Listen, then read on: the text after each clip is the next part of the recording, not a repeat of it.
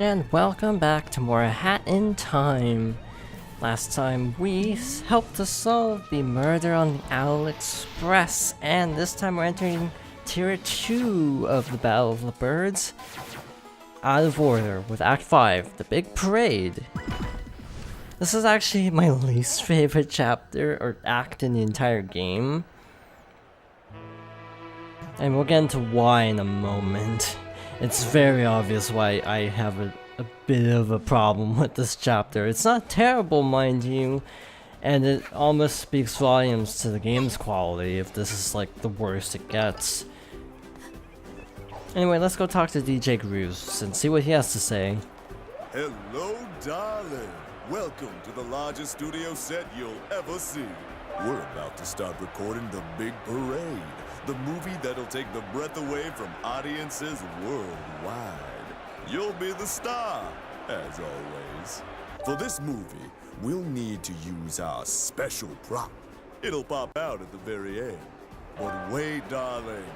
Your current outfit really isn't fit for a parade. Can you go over there and get dressed? Okay. We are now suited for a parade, the leader that this town needs. You look great, darling. Don't worry, this movie is really easy. Keep moving around and the band will follow you. Just don't bump into them. And keep an eye out for goodies. The audience loves a good parade and will throw treats your way if you get near them. The parade lasts a while. Nothing you can do to speed it up. We'll let you know once we've got enough footage. Don't lose spirit. Good luck, darling. Get ready. Go! And I like how DJ Grooves actually inherently mentions my big issue with this levels. It's a little on the long side.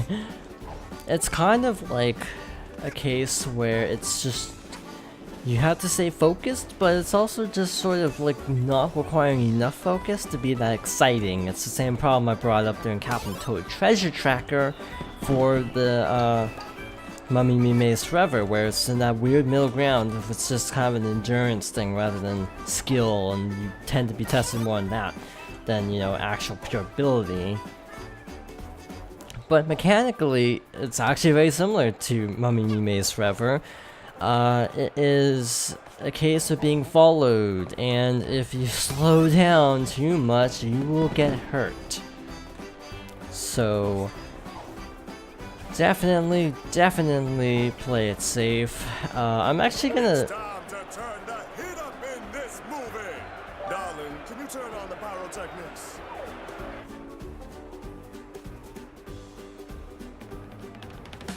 As I was saying, I'm actually going to take it easy on the tokens because I kind of want the results for the actual overall contest to be close, so I can change who the boss is, because I actually prefer the boss being one character rather than the other. So I'm going to take it a little bit easy on the token collecting just to be on the safe side. There's like an achievement for getting a certain amount of total score across both competitors. But unfortunately, I don't remember what that score is at the moment. And obviously, this is not a good time to just go into the PlayStation menu and just look up a trophy. These pyrotechnics only take one hit, by the way, so you can keep moving really quickly.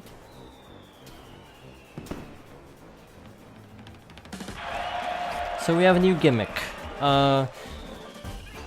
Basically, occasionally floors will be effectively electrified because we're on fire technically from the pyrotechnics, so we can't stand on them. So kind of stick to the wires or the non-flat rooftops. That would be my advice. If you have the hat from chapter 4, this chapter is actually not that bad, or this act is not that bad. If you don't, then you're kind of out of luck and just have to do this the old-fashioned way, and that can be bad. But again, there's also... ow. There's also a trophy for not falling into the crowd, which obviously I just did. It balances you up just like if you'd fall into lava in any other case. So that's good, at least. So, if you need health, and this is a problem I do have with this chapter, if you need health, you basically have to get it from the penguins. It's a little bit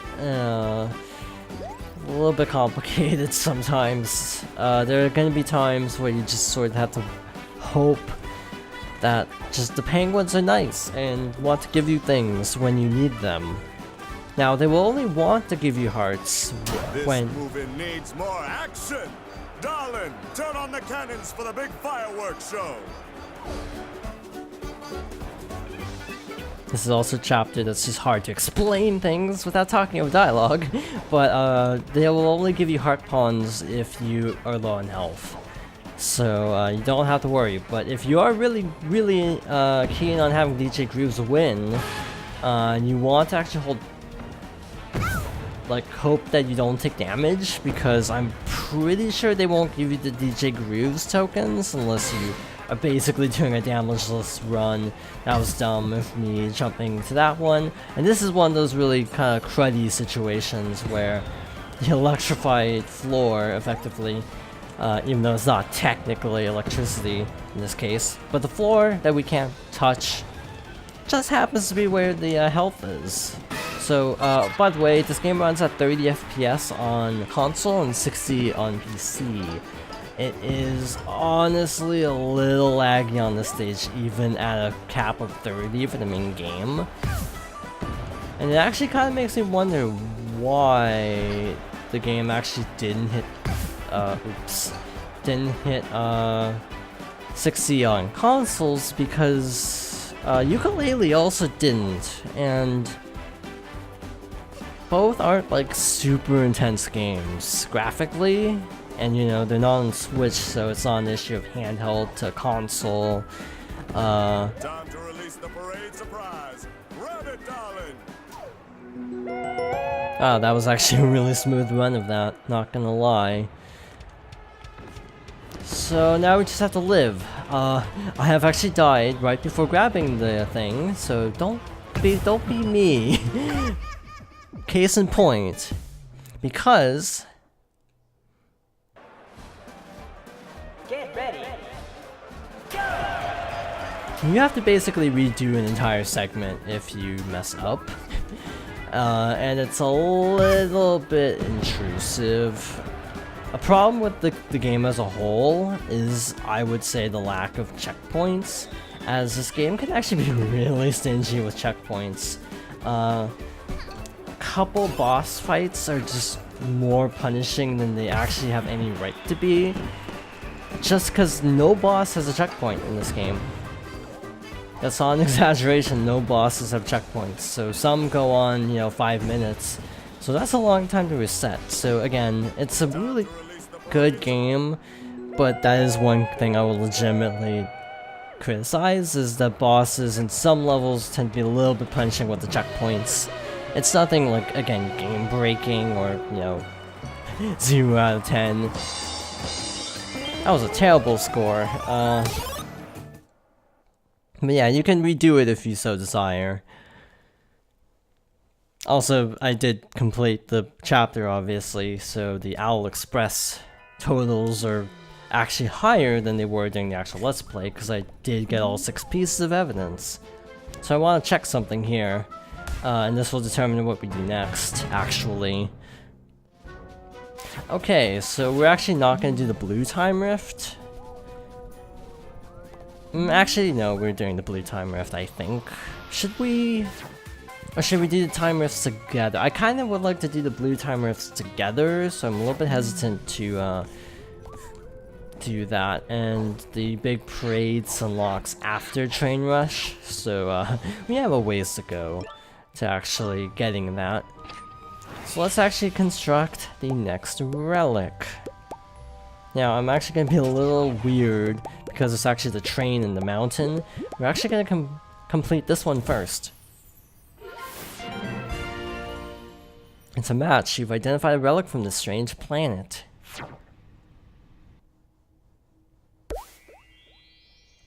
And that's for chapter 3.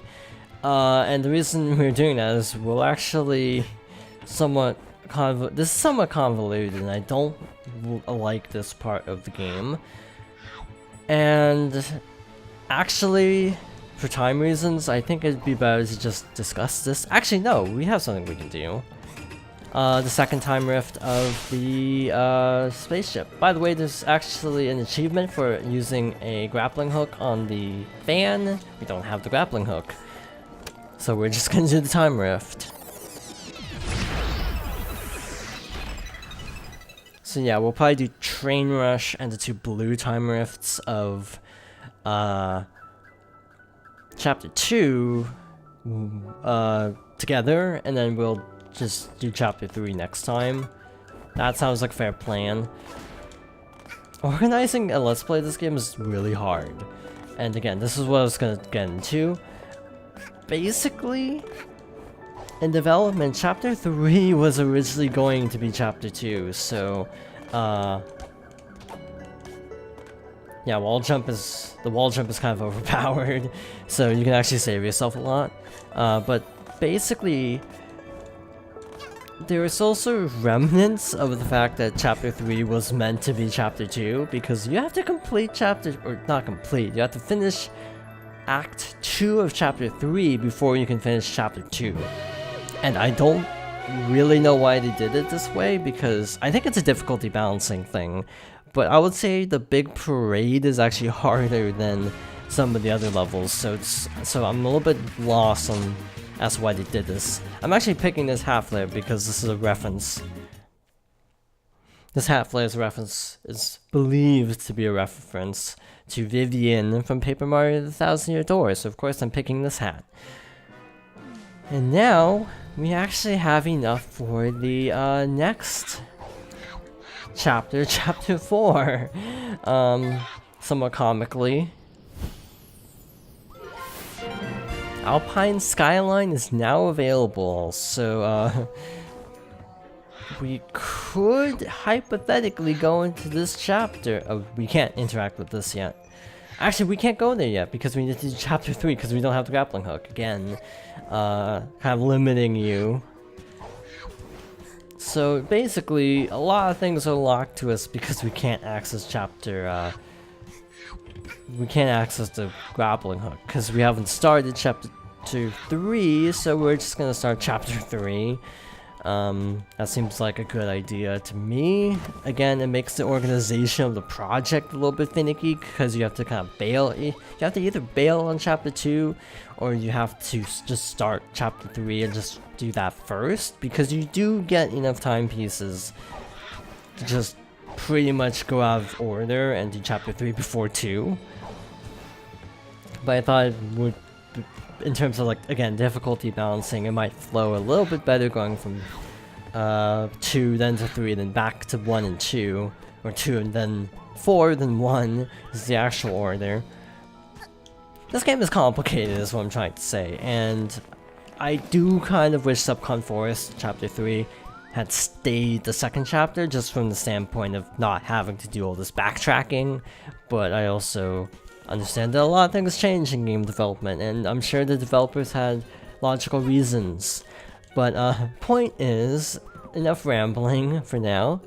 Next time we're going to do Chapter 3. Let's take a quick look at what we can expect. Looks gloomy, and the first chapter is called Contractual Obligations, so you know you're in for a good time with an exciting level name like that.